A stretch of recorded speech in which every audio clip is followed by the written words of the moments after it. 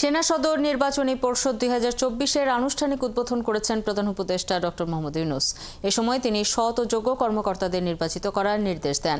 রবিবার সেনাবাহিনী সদর দপ্তরে এর উদ্বোধন করেন প্রধান উপদেষ্টা। প্রথম পর্বের এই পদোন্নতি পর্ষদে বাংলাদেশ সেনাবাহিনীর কর্নেল ও লেফটেন্যান্ট কর্নেল পদবীর যোগ্য কর্মকর্তাগণ পরবর্তী পদোন্নতির জন্য বিবেচিত হবেন।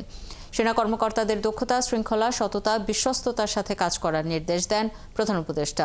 এছাড়া রাজনৈতিক মতাদর্শের ঊর্ধ্বে থেকে যারা সামরিক জীবনে যোগ্য নেতৃত্ব দিয়েছেন তাদেরকেও পদোন্নতির জন্য নির্বাচন করার নির্দেশনা দেন তিনি। প্রধান উপদেষ্টা বলেন, দেশের দুঃসময়ে সেনাবাহিনী মানুষের পাশে দাঁড়িয়ে দেশকে অস্থিতিশীল পরিস্থিতির হাত থেকে রক্ষা করেছে।